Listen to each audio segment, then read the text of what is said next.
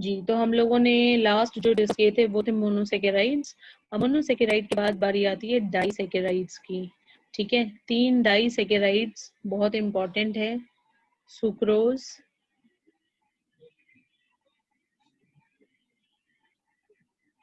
Lactose and maltose. ठीक है, जैसे आपको बताया गया है डाइसेकेराइड जो है वो हाइड्रोलिसिस से, हाइड्रोलिसिस का मतलब है in the presence of water, और साथ में थोड़ा एसिड डाल सकते हैं या फिर इन्हीं के साथ एंजाइम्स भी डाले जा सकते हैं। सुक्रोज को करने के लिए इन्वर्टेज नाम का एंजाइम यूज होता है हाइड्रोलाइज करने के लिए सुक्रोज को। लैक्टोज को करने के लिए लैक्टेज, माल्टोज के लिए माल्टेज, ये एंजाइम्स यूज होते हैं। ठीक है, और जब ये इनके साथ रिएक्शन करके हाइड्रोलिसिस करते हैं तो हाइड्रोलिसिस से बनते हैं monosaccharides. Sucrose is a mixture of glucose and fructose. Lactose is glucose and galactose, and maltose is formed of only glucose, glucose and glucose. ठीक है, अगर पर्टिकुलरली आप बीटा फॉर्म लिखना चाहते हैं तो alpha D glucose and beta D fructose, alpha D glucose and alpha D galactose, और ये दोनों ही अल्फा डी ग्लूकोज हैं, अल्फा डी ग्लूकोज। ठीक है, तो जब भी दो मोनोसेकेराइड्स आपस में अटैच होते हैं और एक डाइसेकेराइड को फॉर्म करते हैं तो वो अपने में से एक वाटर मॉलिक्यूल बाहर निकाल देते हैं। ठीक है, और जब इनके बीच में बॉन्ड बनता है, मोनोसेकेराइड के बीच में बॉन्ड बनता है, उस बॉन्ड को कहा जाता है ग्लाइकोसाइडिक बॉन्ड। तो इसको एक बार डिफाइन कर लेते हैं, what is glycosidic bond?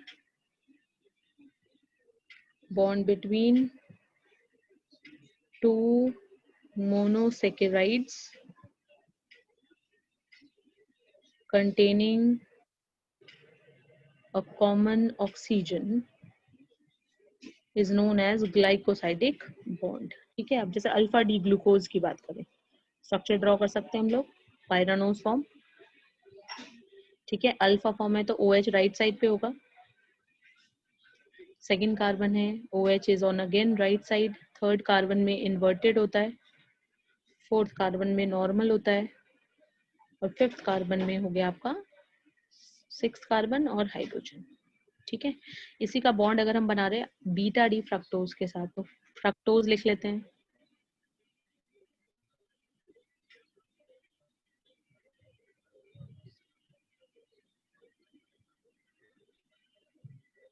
Beta form है तो OH is on the left side, CH2OH।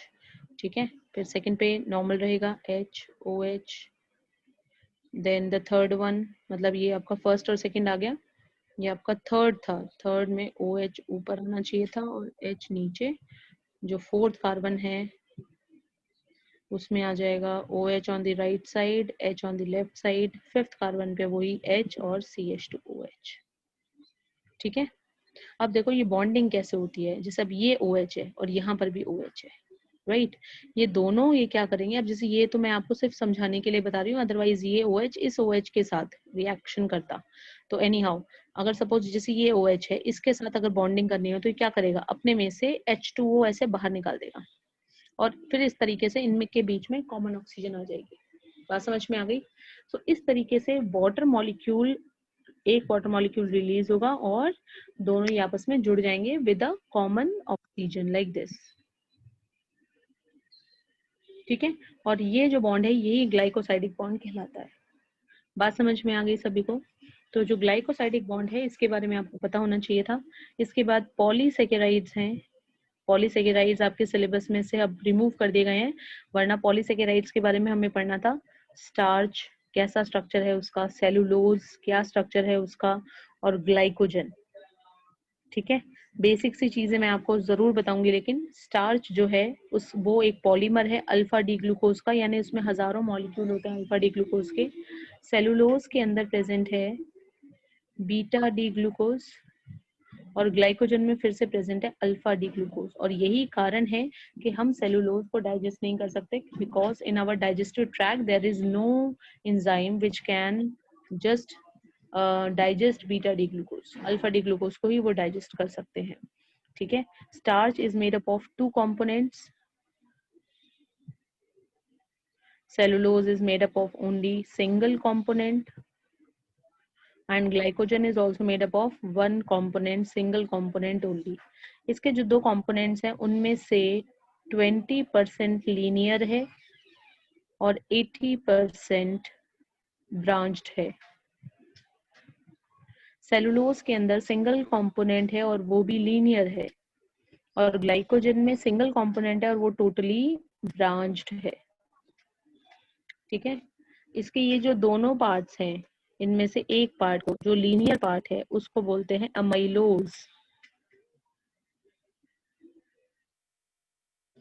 और जो आपका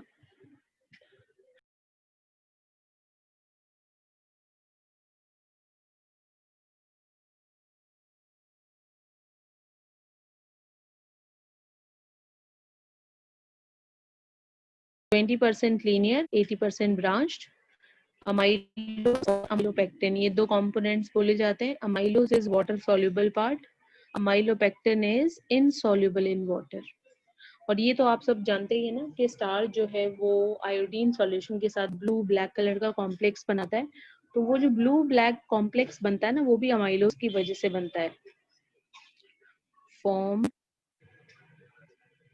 blue black complex with iodine solution and it do not give any color.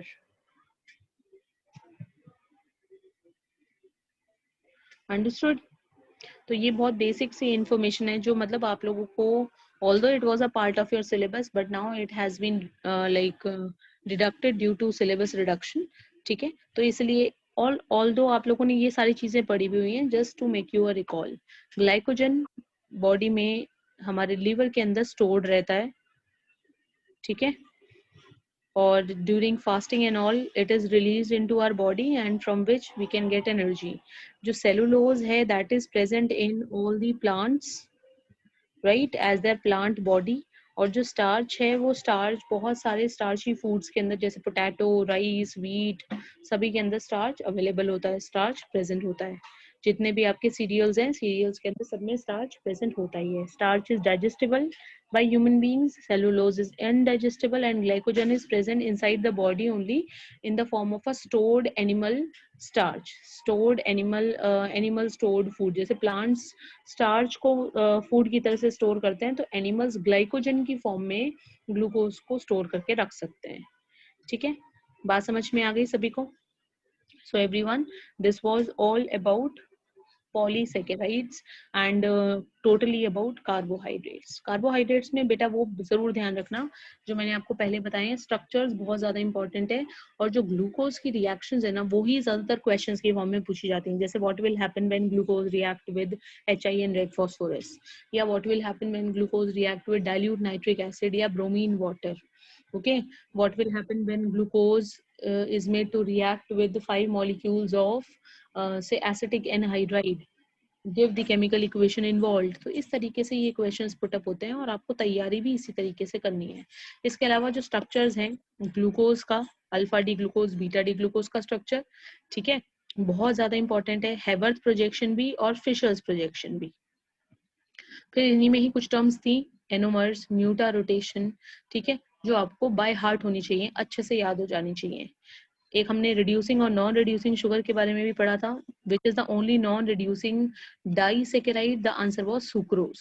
इसका रीजन क्या है? इसका रीजन है कि इसके अंदर जो आपके दोनों ही जो फंक्शनल ग्रुप रिलेटेड पार्ट्स होते हैं ना, वो पूरी तरह से इन्वॉल्व हो जाते हैं doing this glycosidic bond formation, और इसी वजह से, इसी रीजन की वजह से ना ये आपका रिएक्ट नहीं कर पाता है टॉलरेंस रिएजेंट के साथ या फेलिंग सॉल्यूशन के साथ, और इसलिए उन्हें रिड्यूस नहीं कर सकता।